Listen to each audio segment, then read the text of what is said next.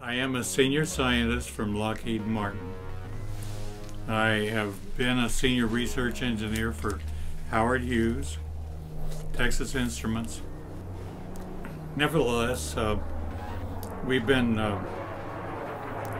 working for some time now in order to determine where the next energy levels are going to come from. Now by that I mean we aren't talking about wind or solar or even atomic. We have other formats of energy that we've theoretically proven that are available.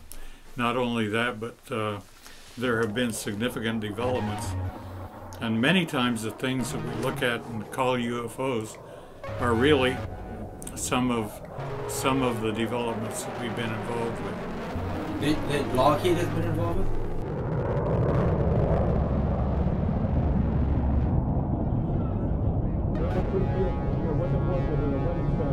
Three hatches that were open.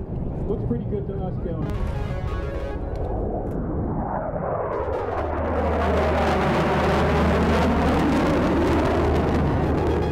So are these some of the UFOs we're seeing you believe are ours, that are United States military? Well, Area 51 is literally where the majority of the things that we call the Black Program were developed, and many times sightings would occur directly associated with them. So you had a number of sightings, and then that prompted you to go to Area 51. A lot of people are doing nothing more than getting huge quantities of mass and see if they can get a gravity wave to cause things to move. Well, that isn't what we're talking about at all. So I wondered if gravity could be related to its cousin magnetism. And so I found that when I take two magnets together, I have some neodymiums around here that I'm actually afraid of. They're so strong. They can danger you. But anyhow, you take a magnet, you go to put them together and they go clunk, right? But you take one of them, move it around, and all of a sudden it doesn't want to go together. The repulsive. So I got I ordered one at $5,000 a piece. Wow. with a 1/4-inch hole through between both of them, and I put a brass bolt and I tightened them down, forcing them together. And then I put them together in a thing that looks kind of like a rock. Okay, and then I got another one that didn't have magnets in it. And Galileo, in all his endeavors, he went up to the Leaning Tower of Pisa and dropped he dropped a big rock and a small rock. And his buddy down at the bottom kept telling him that the large rock and the small rock arrived at the same time.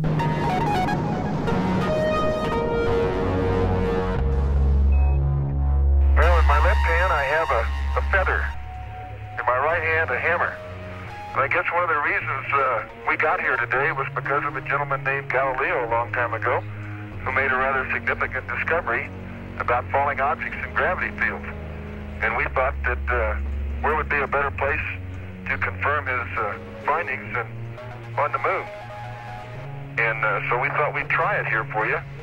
The feather happens to be appropriately a falcon feather for our falcon. And I'll drop the two of them here, and hopefully they'll hit the ground at the same time. How about that? That proves that Mr. Galileo was correct in his findings.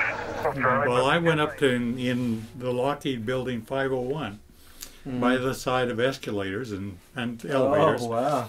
And I got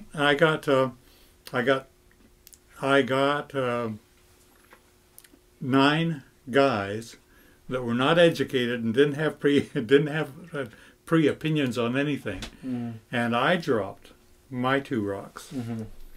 And I said, what I would like you to do is, I told them what I would like you to do is I would like you to take whichever one arrives first, get it in your hand, and when I come down the elevator, hand it to me. Now, they looked identical, except for... and nobody knew what was inside? No, absolutely not. All the 9 times that I tested it, it's as though the one with the opposing magnet field extending out 3 feet on each side I actually measured how big the field is. How big the field was, and on each side of a rock, of one rock, I had a total of 6 feet. At any rate, the other rock arrived first. Which one arrived first? The one that had no magnetic field in it. So you were able to cancel out gravity to a certain degree. You were able to cancel, precisely, reduce the mass gravity effect. Precisely. By opposing fields. Isn't that nice? You bet. And got 9 signatures and I always get, You did that at Lockheed? What year was this? Oh, at least 8 years ago. This is the actual document of Boyd's where he proved that by altering the field in a falling body, the magnetic field, it reduced its mass gravity equivalent and canceled out the effects of gravity to a certain percentage. And he did a building 500 drop test conducted from a height of 59 feet. The location is in White Settlement, Texas, and the time was 12:20 p.m. and this was in 1995, December 12th. Nobody knows this. I know it. So gravity, mass gravity is not, you can alter it. Well, gravity within itself has to have, gravity goes through anything that is solid and anything like iron or anything else. But it has to have a magnetic component, which may be canceling out within itself. But as soon as it got around my rock, it all of a sudden recognized the presence of my rock. One of Einstein's students tried to merge electromagnetism and gravity, and he rejected it. But he didn't have an experiment like you did. No, I understand. I know that. Yeah. But see, nature never uses English. It doesn't speak.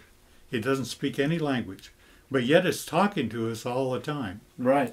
And the key thing is to identify what it's saying. Does Lockheed Martin or does anybody possess working anti-gravity technology right now? Or are we still trying to understand how these ET craft are working? Have we reverse engineered the technology at Roswell successfully? Which would mean some of the UFOs we're seeing now that are silent and hovering. I've given you the Lazar tapes. And that's as far as I can talk. Okay. That's good. It's only because I got the Lazar tapes from a White World forum. Right. And but you can't say anymore. Well, people kept encroaching on Area 51, such that Area 51 is now being moved to Tooele, Utah. But here's one thing this makes sense to me. If you can cancel out gravity in a falling body, and you can even reduce a percentage of the effects of gravity for aircraft, it would take less fuel, they would be more efficient, and they could hover with less energy, and that much I can figure out. And the atmospheric edge of the Earth will be meaningless. Would you like to see a picture of the nuclear powered aircraft? Oh, yeah.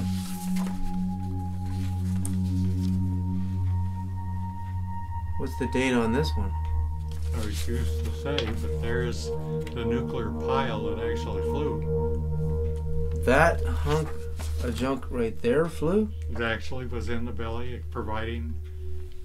Oh, that was in the belly of that. That's right. It's just like in the belly of a submarine. Providing anti-gravity. So it's shaped like an aircraft. Well, it's aerodynamic.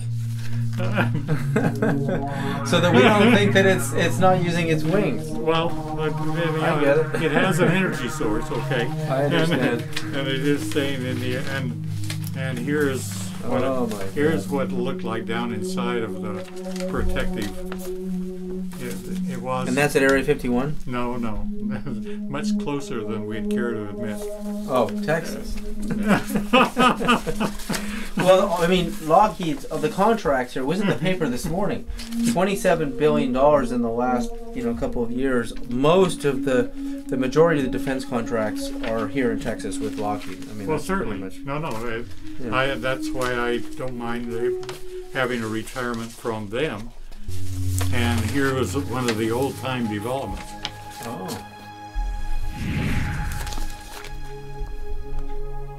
Now, I happen to know the guy who put that together. How far does this date back? March No, Mach 1.2. I know it doesn't say, but in actuality, it's way back. The first, Really? we must be at least 30 to 40 years. 60s? After the Roswell crash in the first week of July of 1947, it is alleged that the alien bodies in the craft are taken to Wright-Patterson Air Force Base in Dayton, Ohio. That's where the alien bodies in the craft were taken.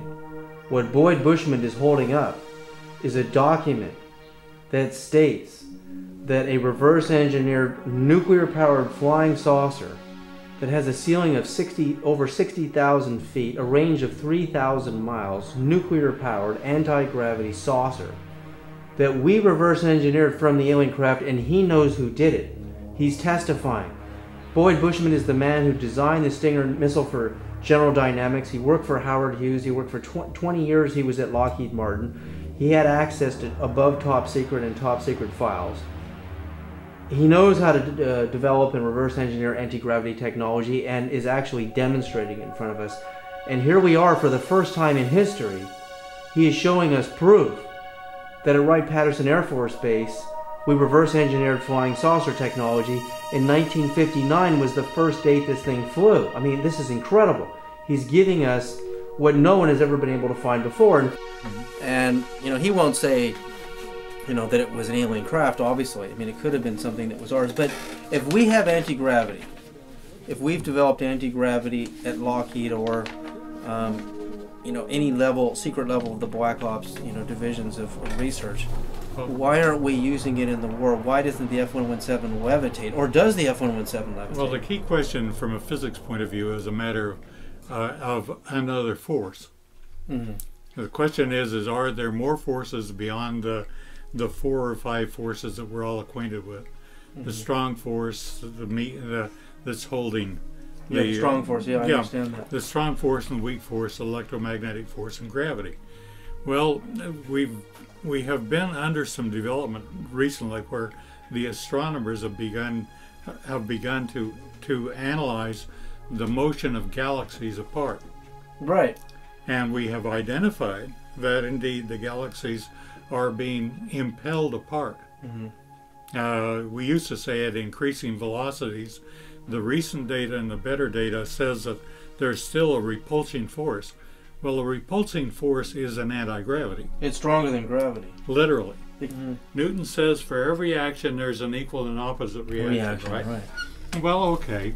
If that's true, then I don't know. Don't let me get this thing lost, but if I let this fall on this carpet, mm-hmm. if I had a concrete, if its elasticity mm-hmm. was the same, then the best that it could do would be to come back to the same height that I drop it from, right? Right. And if it came out higher than that, then I would have violated Newton's law of equal and opposites, right? Okay, I need your hand. This is a standard tube, and you're going to catch these. These are magnets. Mm-hmm. Okay, now do notice that this is copper. Mm-hmm. It does not care about copper at all. It is not like iron. This one just straight through, right on less through. than a second. And this one, 1,002, 1,003, 1,004, 1,004 seconds. No, that's true. So now, so you're canceling out gravity. Well, by something that cares little about magnetism. The two opposing forces in here. It's a matter of what is the aluminum doing. Why does it care about moving electrons? I find that were Sir Isaac Newton to be alive after Einstein, rather than the reverse. Right. Isaac Newton had a form of mathematics called the binomial expansion, where basically you can take anything that's mathematic, your sines, cosines, even the definition of pi, and you can put them in the expansion format. Mm-hmm. And if you add them all up, you get the correct definition of pi, or sine and everything else. But it's usually meant for binomial expansion. If you really take Einstein's equation, it is a binomial. It is a binomial expression. Right.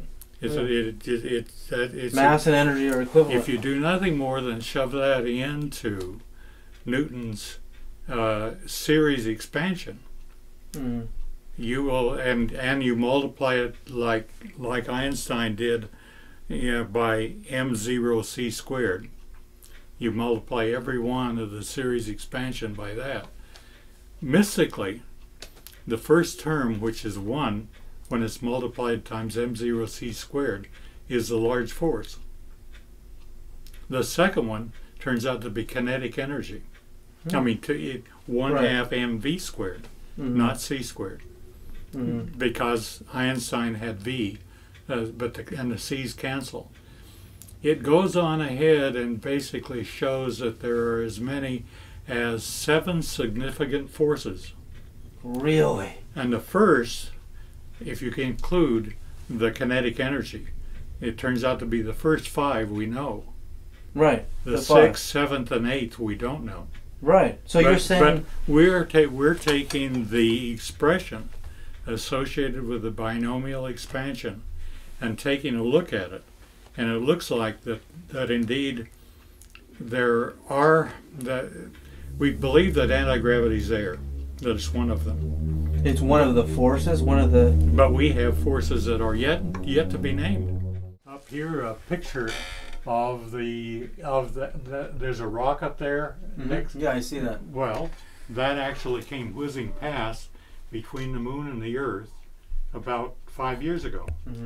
It's going to come back again in 2029, yeah, 2029, and then it will come back and just between the Earth and Moon, and it will come back the next time in 2036. Though the orbit is decaying. It will collide someplace between Siberia and Africa, and it will be a huge impact.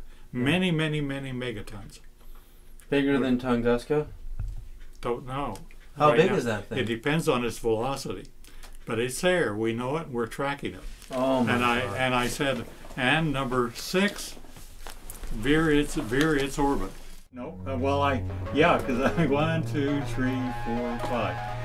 Notice that it floated above the aluminum. I mean, something mystical inside the aluminum was doing something like happened inside of copper. You can't run current through aluminum like a wire. Yeah. And traditionally it's said it's non-conductive, but actually you're saying it is conductive. Well, something occurred. Actually, what's happening is that this only works if it's AC electricity. Alternating current. Alternating current. Okay. Notice that this only worked if it was moving. In other words, when I'm working with this, it doesn't care a thing about each other. Right. But when I have motion, something happens. Right. Because I knew you were coming, I called a friend of mine who was a Navy doctor during the same time period we're talking about. Slightly after that, and he all of a sudden was healing a pilot, a person that had been a pilot. And he began to tell him a story, and he basically said, one day I was up in one of the faster airplanes that we had, and I had something that was a spherical object that was ahead of me. And I called back and I said, "Are there any friendlies over here?" He actually took off from a Texas location, headed off that way, and towards New Mexico. And he said, they said, "Well, no, there's no friendlies here." He said, "Not only that, but he's accelerating away from me, and yet I have the fastest airplane that's been designed." And which at that time was... And therefore it can't be one of us. Well, that was... And he said, well, they said, well, you have the weapon on board. It was a new design. Oh. And he said, go on ahead and shoot it down. And so he did. He shot down the Roswell craft. Do you know who did it? He said, don't give the people my name, nor give you them, know this nor man? give. No, you certainly. He shot it down. He's a very dear. What kind of a weapon? The doctor is a very dear friend of mine. What kind of a weapon? I don't know. We have all kinds. Because bullets were only 1,500 miles an hour back then. We have all kinds of things out there. Then the individual said that he went and landed at a nearby airport, went over and walked into the craft. Evidently, one of them was out walking around because there were only 3 when he was in. 3 aliens at that time? And he walked in, and they were all 4 feet and under. But he could see through the walls of the craft from the inside out. Whoa. And it kind of... translucent material. And the material he was stepping on was spongy, he said. So do you think we'll survive global warming? Do you The think question is they're alive. The people that are alive will figure out how to escape this I know place. what you're saying, yeah. And actually, every nature wants to tell us how to escape. I mean, with the additional 4 forces that we're working toward, there should be no problem. Going to Andromeda. Got it. We can go to Andromeda with one of the other forces, not the forces we know. Exactly. That's it. And we will be able to travel faster than the velocity of light, of course. Well, Paul Dirac... but see, Einstein simply said you cannot communicate beyond the velocity of light using photons. But action at a distance proves that But there's let's say that, instantaneous and if I had a blind Einstein, he said you couldn't travel faster than the velocity of sound. Right. If a seen blind Einstein says you can't travel faster than the velocity of light. Right, I guess so. But if thoughts can travel faster, then he would say there's another you force. can't travel faster than the velocity of thought. That's incredible. Action at about spooky action at a distance. Yep. And singularity. Now that's you tied them all together. It worked in your mind. Because Paul Dirac said in this, perfectly right. When Paul Dirac saw the birth of electron, anti-electron, electron-positron pairs coming from super gammas, that he believed he found this substratum to the universe that was non-dual. It was pure negative. And I don't even know if it was really negative.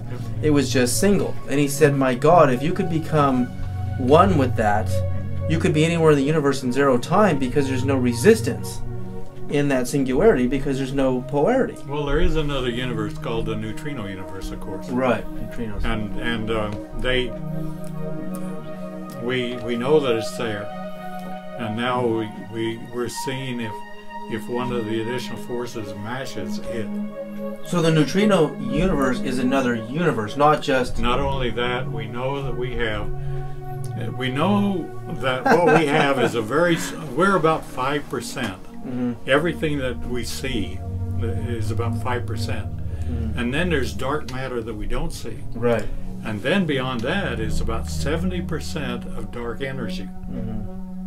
And that's what we're talking about. The energies that we don't now have cataloged.